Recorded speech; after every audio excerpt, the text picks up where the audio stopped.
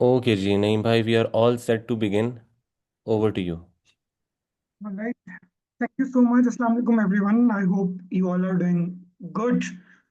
And it's been my pleasure to be a part of this webinar series wherein we are dealing with all the four modules or skills that are assessed on IELTS. Last week, we talked about speaking and listening modules. This week, this Friday in particular, we are talking about the reading module, which is something that all the participants taking IELTS find hardest, I would say. Then Sunday, we are coming back to talk about the writing module, and that's where we are going to wind up our webinar series. So once again, I would like to extend my gratitude to Sir Umair and Quva Pro for inviting me to do this series or for allowing me to be a part of this series. And for those of you who are joining me for the first time, who are joining us for the first time, to tell you a bit about myself, this is Mohammad Naeem Riaz, and I am currently working as a senior IELTS trainer and an interview coach. And I have been teaching IELTS for over the period of 3 years and English in general for about 5 years. Let's begin today's session in which we are going to talk about the reading module of IELTS. Let's have a quick look at the objectives of today's session. So, as far as session objectives are concerned, those are to discuss common mistakes due to which students get lower scores, to highlight key terms and strategies to help you in maximizing your scores again, and to understand different questions, categories, and types for better navigation. These are some of the formalities, of course, that we have to go through.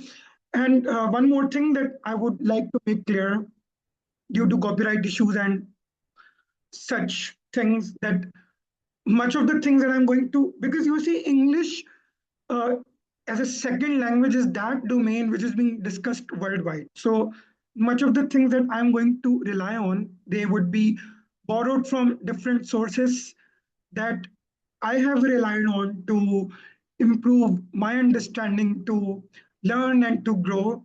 And ultimately, or at the end of the day, I think knowledge is all about sharing information. I got it from someone or somewhere, then I'm disseminating it further by voluntarily offering this webinar series, and that's how it would all, you know, prosper, and it will. That's how it happens. That's how it is. So I thought it have to mention. We'll move forward and have a quick look at the overview of IELTS reading. We'll take a look at how it actually works. So as far as the duration is concerned, I told you when we met on Friday that speaking is held separately. It's a different test where you engage with an examiner for about 13 to 20 minutes. Then listening, reading, and writing, these three are held together, but separately from the speaking module. And listening thereupon is of 32 minutes, where 30 minutes are for the audio and 2 minutes are there for you to review your answers. So as far as the duration for the reading module is concerned, that is 60 minutes. And it is important to note here that you're not going to get additional 2 minutes just as you are getting in the listening module to review your answers. You're not going to get any additional time whatsoever to review your answers. You have got 60 minutes and three passages, wherein each passage has 13 or 14 questions at the most. And of course, this takes the total of all the questions to 40. So it means that you're going to be dealing with 40 questions and there would be 40 points. In other words, because each question carries 1 point. So the marking criteria would be the same as listening. It would be the same as listening. So I told you, especially if you're the candidate for IELTS academic, then you would be needing 30 and 31 to score 7, 32 to 34 to score 7.5, 35 and 36 correct answers to score 8 bands, 37 and 38 to score 8.5, and finally 39 and 40 to score 9 bands. So each question carries 1 point, and um, another thing that you need to notice that there is no penalty again, no penalty for the wrong answer. So better for you would be to attempt all the questions. Please do not miss anything. You should, I think 60 minutes are more than enough, though I understand that you're having to deal with around three passages, which in turn suggests that you're having to deal with approximately 3,500 to 4,000 words. And it's unfortunate if I talk to you about it from the point of view of Pakistani audience or Pakistani participants, because I've been dealing with Pakistani students for over 3 years, especially from the point of view of IELTS, just as I mentioned initially or at the beginning. It's unfortunate that we are not trained to read. We are not trained to read, whether we talk about the school or college or universities. It's an unfortunate reality, exceptions apart. And so whenever students come to me for the preparation, we are having to deal with two things. So number one, and in some cases, three things. So in case of reading, for example, we are having to work on language. Number two, we are having to uh, work on enhancing the student's capacity of reading. And number three, we talk about different strategies that are supposed to be employed in order for students to get good scores. And just as I have been talking to you about it, my results have been pretty good. So this is very important that you train yourself in such a fashion, in such a way that you are able to deal with 3,500 to 4,000 words very easily during those 60 minutes that are allowed to you. Then another important thing to note is the difficulty level between academic and general training test. So those of you who want to apply for work visa or for sponsorship visa, of course, you would not be needing 5.5 or 6 or 6.5 in the reading module. You would be needing 4 or 4.5, number one. And number two, and in some cases, of course, it is 5 or 5.52. And then the difficulty level of general training is not the same as the difficulty level for IELTS academic. IELTS academic test is uh, much more difficult than IELTS general training. And because we are having to talk to students who are apparently applying for further studies abroad, so I would talk to you about it from the point of view of IELTS academic. I would really like you to please note it that there are three difficulty levels: easy, moderately difficult, and very difficult. Easy, moderately difficult, and very difficult. So what we have seen and uh, how it actually works.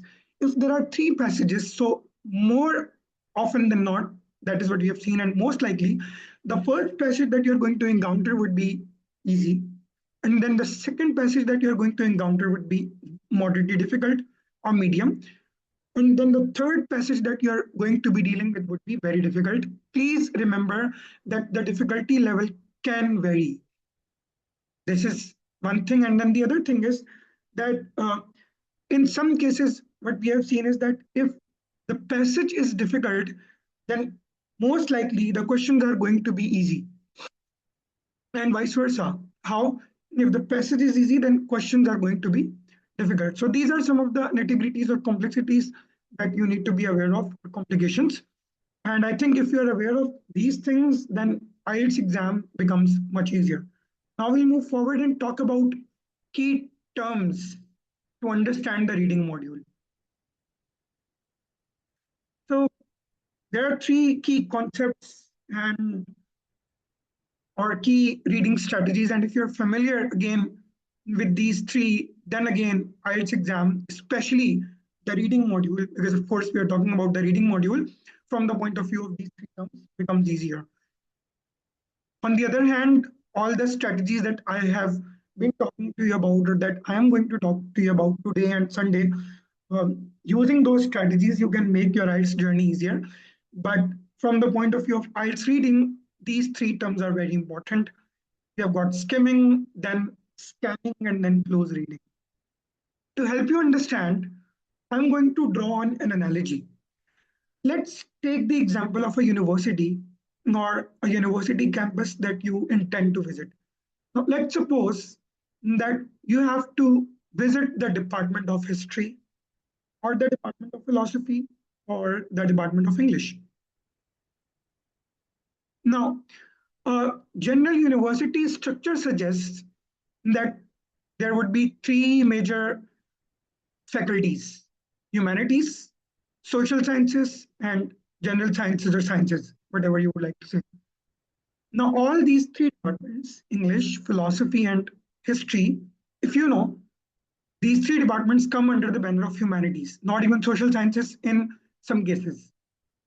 Some universities have completely eliminated the idea of humanities, but usually that's how it is. So let's suppose if you have to visit the Department of Philosophy. Now, if you don't know about this distinction or about where the department would be, so when you would enter the campus, the first thing that you would like to do is that you would like to identify these three major faculties. So maybe on your right side, if you turn to right side, you would be able to travel to all the departments that come under the auspices of social sciences. Similarly, if you keep going straight or walking straight, then you can move towards the departments coming under the auspices of humanities. Then if you are moving to the to the left side, so right side could be attributed to sciences. Then if you're walking straight, it could be attributed to humanities. If you're moving to the left side, that we could attribute to the third category. So I'm sorry, I've forgotten the distinction. So right side could be to dedicated to sciences. If you're moving straight, so you're going to humanities. If you're moving to the left side, you're moving towards all the departments coming under the banner of social sciences.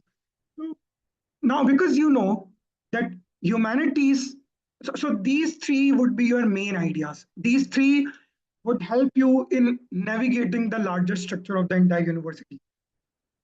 And that is where skimming comes in, because skimming means reading for the sake of main ideas. Reading for the sake of main ideas. Now, if you are walking straight, and because you have to go to the Department of Philosophy, so there are three departments: history, English, and philosophy. You are going to focus on the label or signboard that has the letter P as an initial, because of course philosophy starts with P, and so you're going to be very judiciously focusing on the letter P, and as soon as you would spot it, you would realize, oh, that's where my department is. And uh, that is where you scan the text. You scan the text. Similarly, if you had to go to the Department of Psychology under the auspices of social sciences, so you would, you know, you would focus on the letter P. Of course, there would be statistics, there would be economics, there would be Islamic studies, Islamic education, ethics, and all those things. But because you're having to focus on the letter P, as you have to visit the Department of Psychology, so you would especially stay focused there. And as soon as you would spot P, the letter P, you would realize, okay, that's where my department comes in. That's where the Department of Psychology is. And so you would go there. So that's where scanning comes in. Now, because we're assuming at the moment, visit the admission office. So you are now going to start focusing on or paying attention to each and everything around you, because you have to specifically spot the admission office, and you would look here and there and until you come to the admission office, and that is where you're closely reading the text. So that's how I make my students understand the difference between skimming, scanning, and close reading. Skimming means reading a passage or text for the sake of main ideas. Scanning means locating specific information, just as we were able to, or we were trying to locate specific departments. And close reading means reading between the lines, reading to understand everything. कि मुझको पाना है तो मुझ में उधर की देख, मुझको पाना है तो मुझ में उधर की देख, यूं किनारे से समंदर नहीं देखा जाता. सो या फिर यूं कहिए कि वो कुछ सुनता तो मैं कहता मुझे कुछ और कहना था। वो कुछ सुनता तो मैं कहता मुझे कुछ और कहना था। वो दो पल को जो रुक जाता मुझे कुछ और कहना था। गलतफहमी ने बातों को बढ़ा डाला यूं ही, वरना कहा कुछ था वो कुछ समझा, मुझे कुछ और कहना था। सो it is important that you understand the passage when it is demanding to be understood.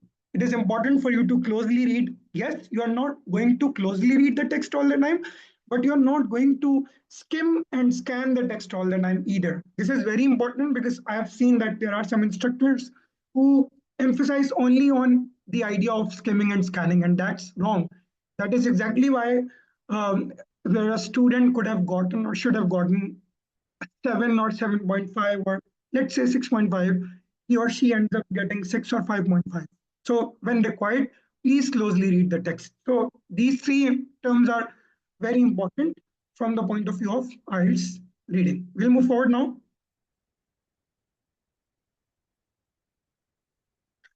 and talk about why most students fail in the reading module. Something that I have seen a million times. It's not an exaggeration. I've seen students coming in after taking the test saying, I got good I got good scores in all the modules, or we got good scores in all the modules, but reading is the only thing that we are struggling with. And because IELTS now offers the option of single module retake, so they come to prepare for the reading module only in some cases. And then even my own students, despite working day and night, they struggle with reading a lot. So to talk to you about a recent case, there's a student of mine, he's performing really well in all the modules, but reading is the only thing because of which both he and I myself are reluctant to have him appear on the test. So the first thing is that um, students fail to manage their time as it is required. So 60 minutes are given to you, and you have got three passages. The first passage probably is very easy. And if it is very easy, then you should make sure to finish the first passage or questions to or for the first passage within 13 to 15 minutes. It should not take longer than this. Then when it comes to second passage, you should not take longer than 15 to 17 minutes. So this takes the total of your time to 34 to 36 minutes, which means that for the last passage, you have got 24 minutes. And this is only possible if you are practicing a lot. And of course, when you're going to start your practice, you would see that you're not able to do the whole test in 60 minutes, and that's absolutely okay. You don't need to worry too much about it. What you should do is that you should find out how much time you are taking to finish the whole test. Let's suppose if you're taking 100 minutes, that's fine. You should set targets and tell yourself that after 2 to 3 days, I'm going to take it down from 100 to 90 minutes. Then after 2 to 3 days, you should take it down to 85, then 80, then 70, then 65, and finally 60. So it's going to be a gradual process. It's not something that's not doable. It is doable. Lots and lots of students of mine have practiced using the strategies, and ultimately they ended up getting good scores. So yes, it's going to be sounding or seeming difficult initially, but it's not something impossible. You need to be consistent and focused when you're practicing. Then the next thing is, in some cases, students do not have required understanding of different question types. This is something that I'm going to talk to you about in a while. Then some students, I don't know why, but they panic. As soon as they see the reading test, they panic. So they might have done well on the listening test.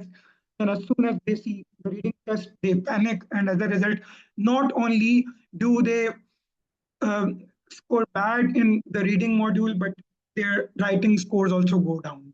So this is something that I think you should work on. You should not be panicking. Sometimes, yes, test is difficult, but even then you should not be panicking. You should uh, remind yourself again and again that I can do it. And I think you can do it. If you have been practicing well, You have spent some time. If you did not rush to book your test, then even if the test is difficult, getting 6 or 6.5 in the reading module should not be a big deal. I've had students, again, who would start by getting, when they would practice with me or in the office here, 4.5 or 5. And when they would appear on the test, they would get 7, 7.5. So it's not something new for me. But you don't have to panic. Then little or no simulated preparation under strict exam conditions, something that I was hinting at a while ago. Students book the test without understanding the complexities, without understanding the complexions, without understanding the test pattern sometimes. They just think that, okay, because we know English, we are good at English, our English is fine, we can do it. They book the test and they appear on the test, and when the results come, they realize or they find out that they have failed. Don't do it. I've seen lots of candidates doing it, and it is just waste of time and money. So, and it costs a lot. IELTS exam, booking of the IELTS exam costs a lot. So better for you would be to practice under simulated exam conditions. And then when you realize that you are now able to achieve half a band above your desired scores, then you should appear on the test. So, for example, your requirement is, or on each, in each module is 6.5. So until you are able to get 7 in the reading module, you should not be booking your test or appearing on the test. Because if you're scoring 7 at home, or you're scoring 7 while practicing with someone, it's then practicing under someone's supervision rather. It's then that you will be able to score 6.5. Always give or keep the margin of half a band. Let's move forward and talk about the smart reading approach. What is the approach that you can adopt while practicing to get good scores? So, the first thing that I would like to talk to you about is the reading of questions first. What students do is that they take a look at the passage. In fact, in some cases, or in worst cases, all the passages, and that leads to the loss of or waste of 5 minutes. And then they would start reading the first passage, and then they would go towards questions, and then they would keep coming back and forth, keep traveling back and forth, back and forth, or keep traveling back and forth between questions and passage, and that results in the loss of time. It wastes a lot of time. Don't do it.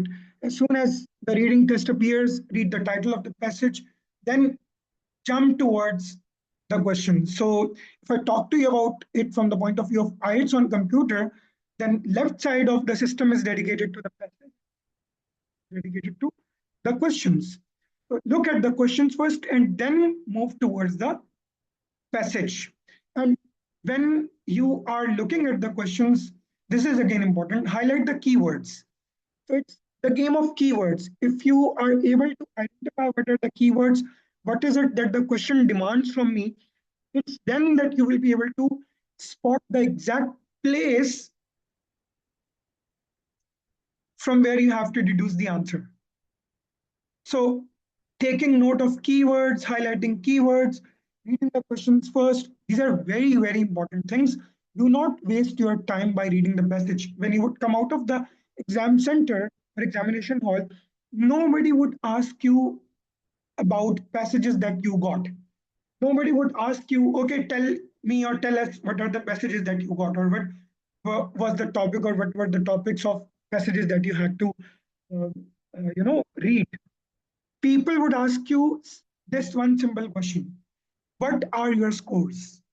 And for you to get good scores, it's important to take smart approach rather than working hard, and that too unnecessarily. Yes, here too you're working hard, but while working hard, you're adopting or taking a smart approach.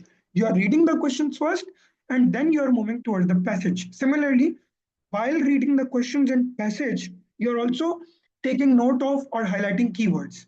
Then again, don't read the whole passage. skim and scan where you possibly can. Again, this is another mistake that students commit, participants commit, that they start reading the whole text. Don't skim and scan where possible, and especially where you know that the questions having been asked are easy, or questions are reliant upon synonyms or keywords. Especially if I talk to you about sentence completion, summary completion, I'm going to talk to you about it in a while. These questions heavily rely on keywords. And if you are able to find out keywords, then it's not the game of comprehension anymore. It's simply the game of skimming, scanning, and finding out relevant, relevant place or area of the passage. Now we'll move forward, and I would talk to you about two different questions categories. There are two types, two categories, category A and category B. Category A has those questions where the sequence of the questions is the same as the sequence of the passage. So as the passage evolves, questions would evolve too. Whereas category B, on the other hand, has those passages where the sequence of the passage is different from the sequence of the questions.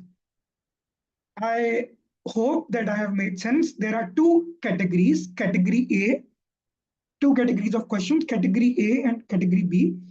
And if I talk to you about category A, it has questions evolving with the passage. Because I would like to assume that my participants are from Pakistan. अगर उनको मैं उर्दू में समझाऊं, जैसे जैसे passage आगे जाएगा वैसे वैसे क्वेश्चंस आगे जाएंगे. ठीक है? So if the answer to question number 1 is it in paragraph A, then most likely the answer to question number 2 would be in paragraph B or C, or maybe towards the end of paragraph A.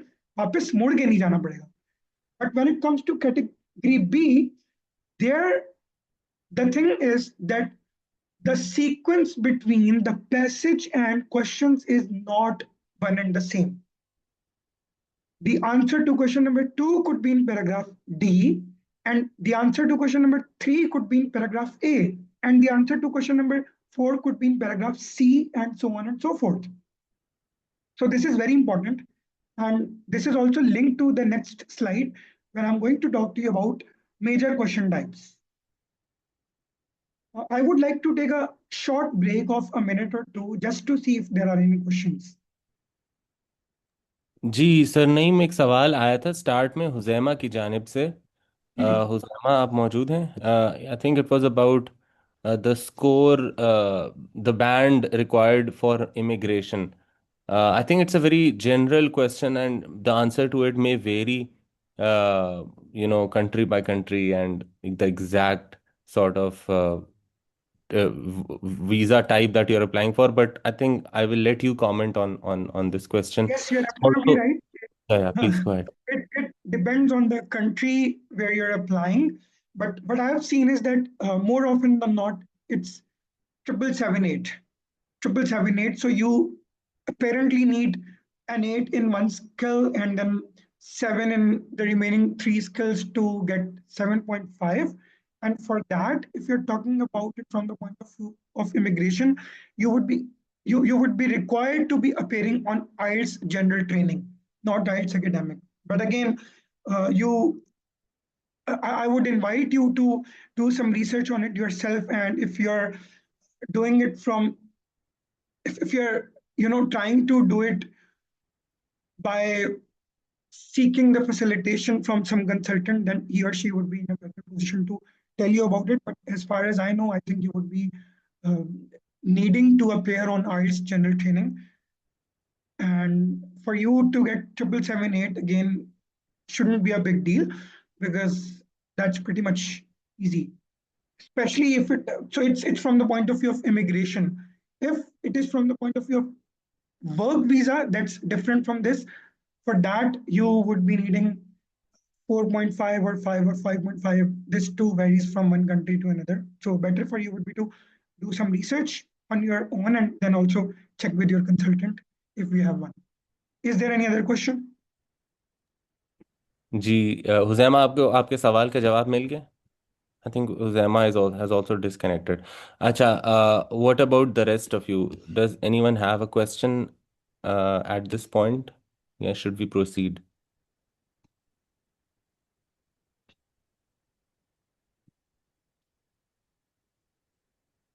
None?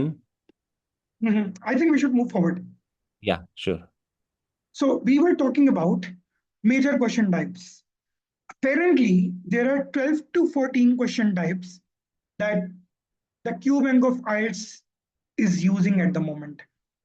But those 12 to 14 question types go back to what you are able to see on the slide. So there would be true, false, not given. And then there is another variation of the same question type, which is yes, no, not given. So from the point of view of the Q Bank of IELTS, these two would be different question types, but strategies would be the same, of course. Then there is multiple multiple type question. Sorry, there are multiple type questions, and then we have got, sorry, multiple choice questions. Then we have got matching type questions where you have to match the heading or match the information or match the list of people with their characteristics or attribute. Then there is sentence completion. Then there is summary completion, choosing no more than one word. Then there is table completion, flow chart completion, and also in some cases or sometimes what we see is labeling the diagram too. So these are some of the question types that you would be required to deal with on the test day.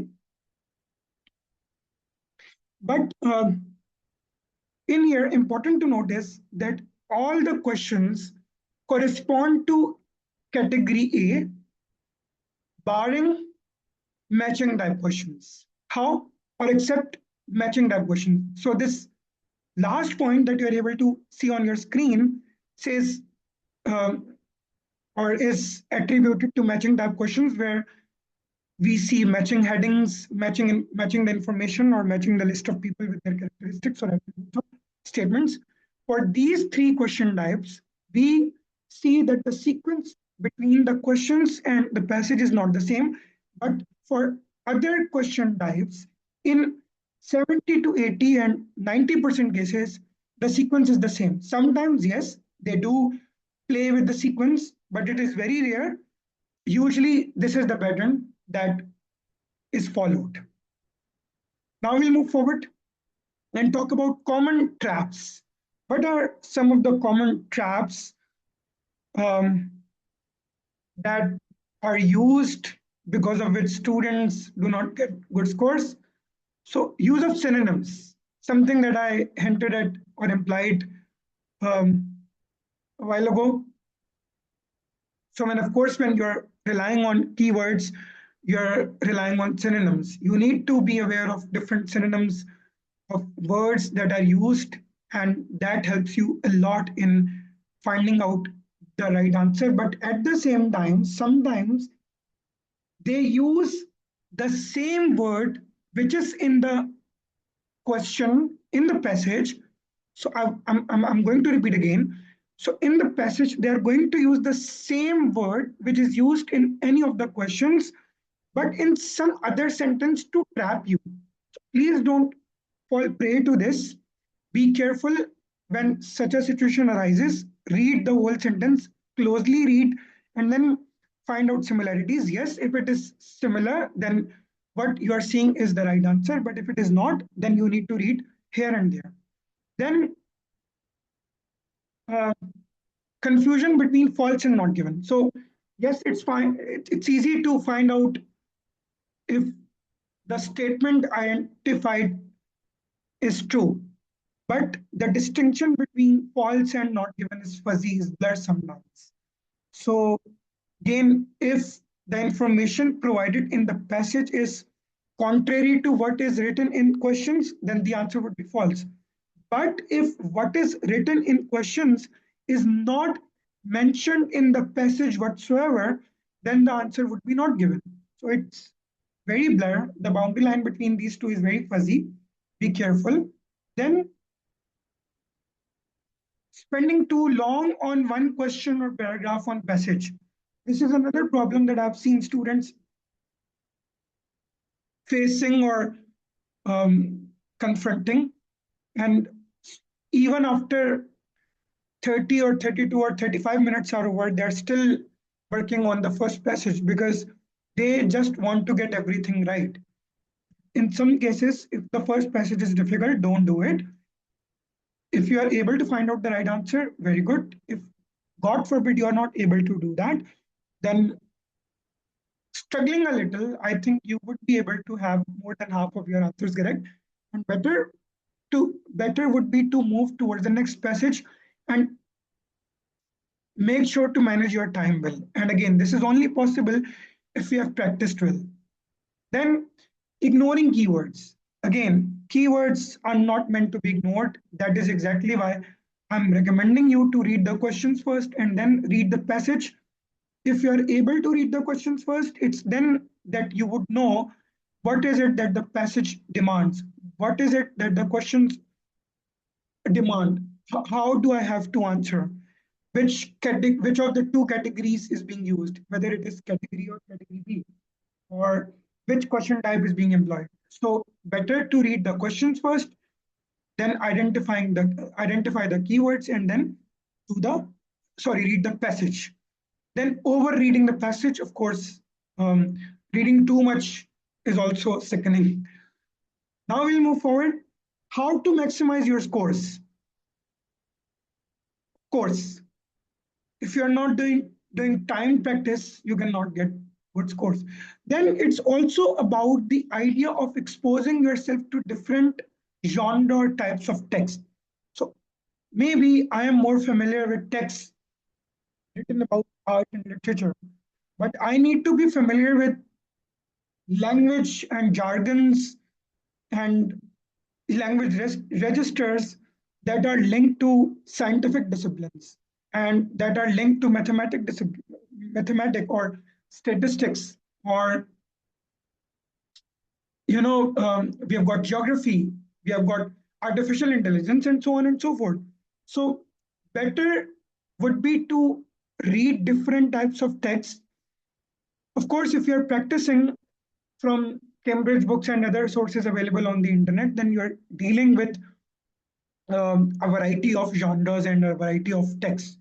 But if you can manage, then try to read and watch documentaries related to topics that you're not familiar with, so that you have important language registers understood or grasped before taking the test. So again, I would reiterate something that I talked to you about earlier in previous two sessions. This is not something that can happen overnight. It needs a lot of time, it needs a lot of efforts. You need to spend time working on it. Then again, consider the questions and as point of navigation. Don't don't travel from the passage to the questions. Travel from the questions to the passage, because ultimately, or at the end of the day, it's the questions that matter. It's the scores that matter. When you come out, people would have ask you, what were your scores? We'll move forward. What would be key takeaways if I am to respond? Then, of course, I think required guided practice is very important. Without it, reading, I think, can be troubling, it can be disturbing, it can be stressful, it can be difficult, it can be demanding. Any adjective that you would find relevant to something being difficult, those adjectives I have seen my students applying to the module of reading. They can do well on listening, on speaking, on writing, but reading is that one area where all my students or majority of my students have struggled. So it is important for you to have guided practice. And if you do not have that, then I think you are going to struggle. Then understanding of different question types and traps is also important, something that I have discussed in detail during this webinar. Then again, do as much simulated practice as you can. If and by stimulated practice, I mean practicing under strict time conditions. So uh, when you're close to taking your exam, then better for you would be to set the timer and make sure that you're responding to all the questions within 60 minutes. If you're exceeding the time limit, then if then it means that you're not prepared. And if you're not, it means that you're fully prepared. And if you're not exceeding the time limit, and also if you see that you're scoring well, then you're fully ready to appear on the test. Do not wait, book your test and get good scores. So that's where I would end today's webinar, and um, I would open the floor or forum for questions if there are any. Gee, thank you so much, Sir Naeem, for another Welcome. enlightening webinar. This time focusing on the skill of reading and how to maximize your score on the reading module of the IELTS exam. We will now move to questions and answers. There was a question from Fahad Ali. Sir, do you have that question, Abhi?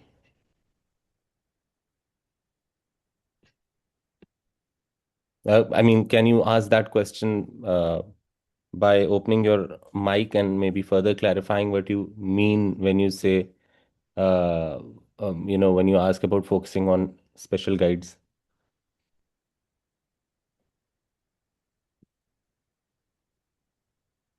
Ji Fahad.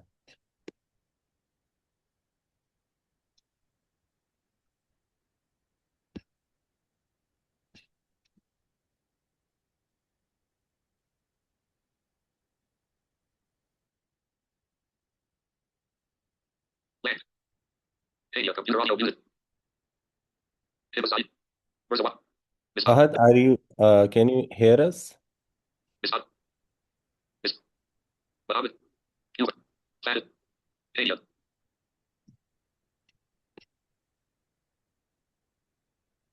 Okay, I think Fahad या तो फहद आपका mic नहीं काम कर रहा या फिर शायद हमारी आवाज़ तो आप तक नहीं पहुंच रही बट आपका जो क्वेश्चन है वो फिर आप पूछ लीजिएगा whenever can you can speak in your mic. अच्छा, anybody else who has a question?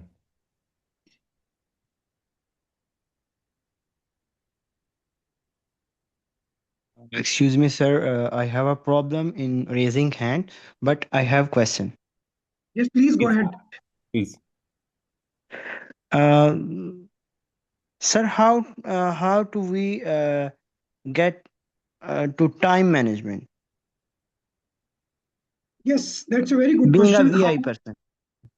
Okay. He is talking about it from the point of view of visually impaired or challenged candidates.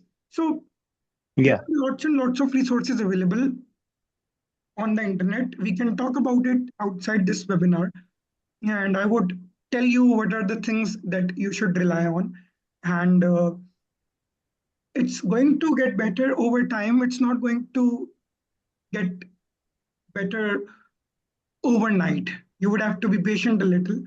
You would have to start by, let's suppose, focusing on one passage or 13 questions to see how much time you're taking doing one passage. Then you might want to move from one to two passages, and then at last, you might want to do the three passages in one go.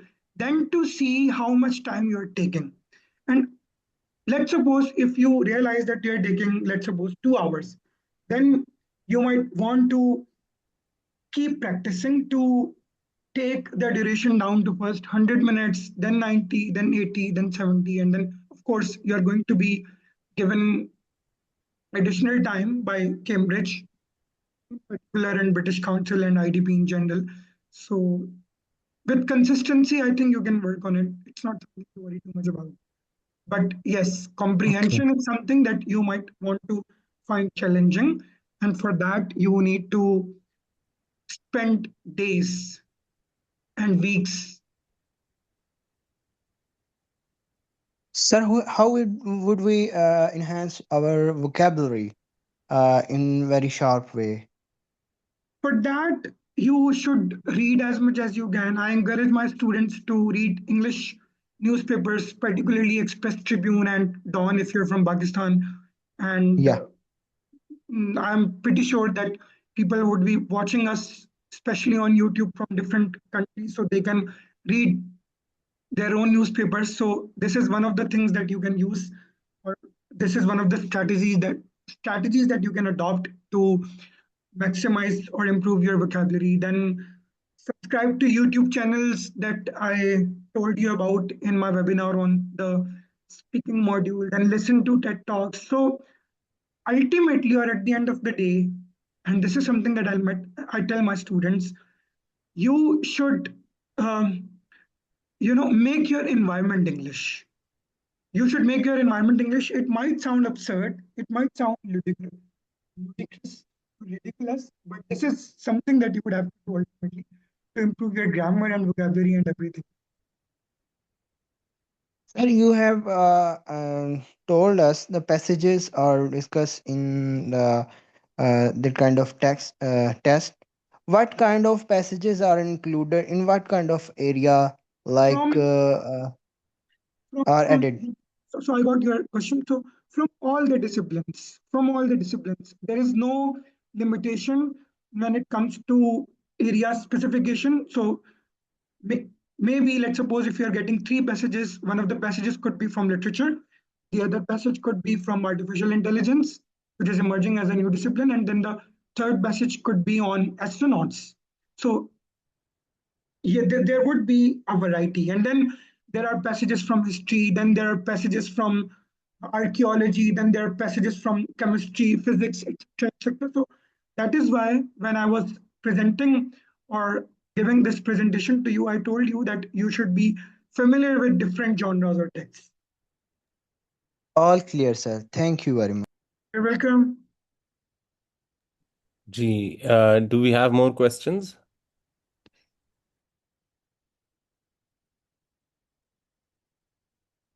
Am I audible, sir? Yes, Fahad, you're audible. Oh, thankfully. Okay, sir, I would like to know that are there special preparatory guides or helping books available for IELTS? So would the newspapers do the job as you mentioned in the answer of the question? And the second thing I would like to ask,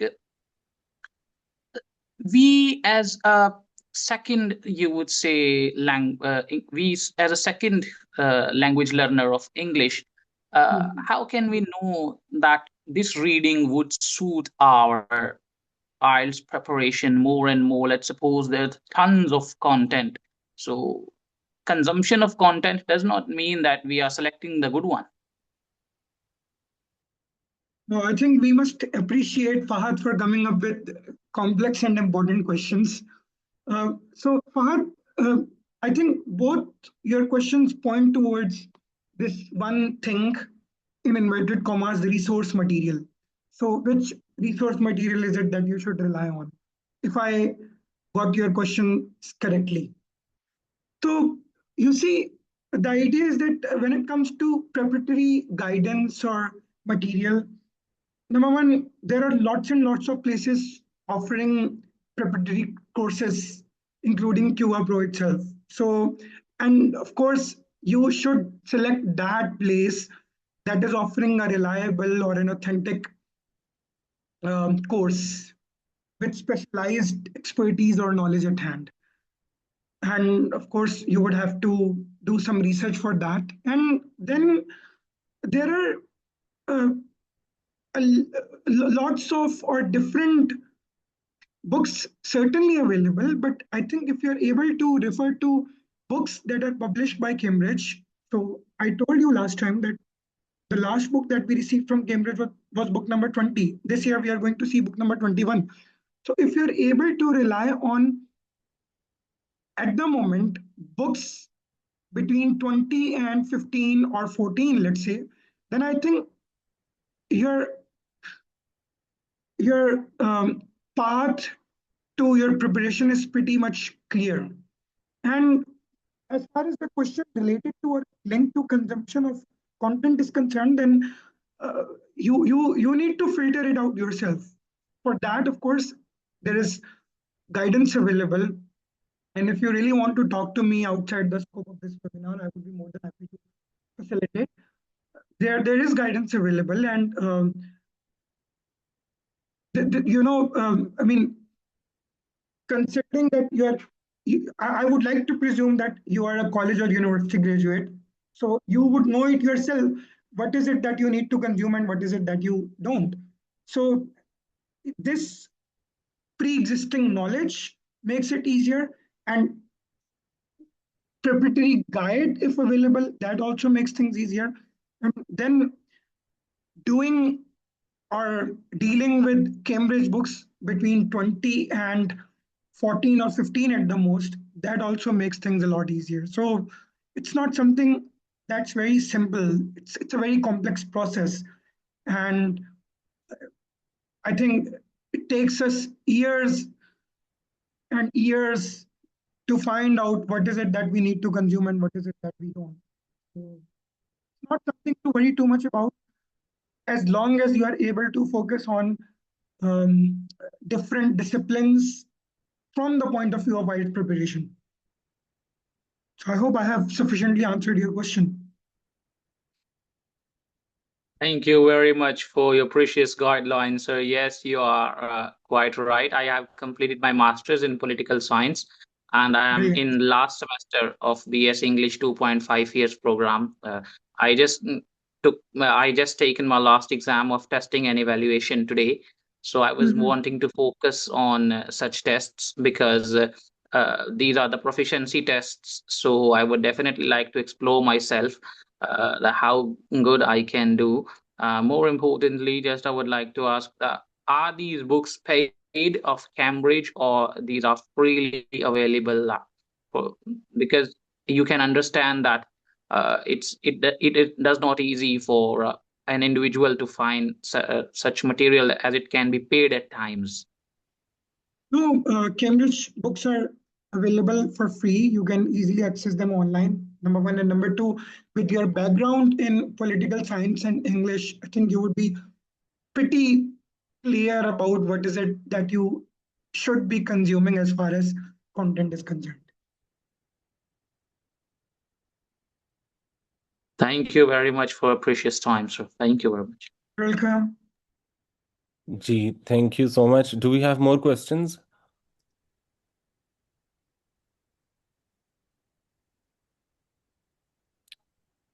All right. Acha. So that would be it.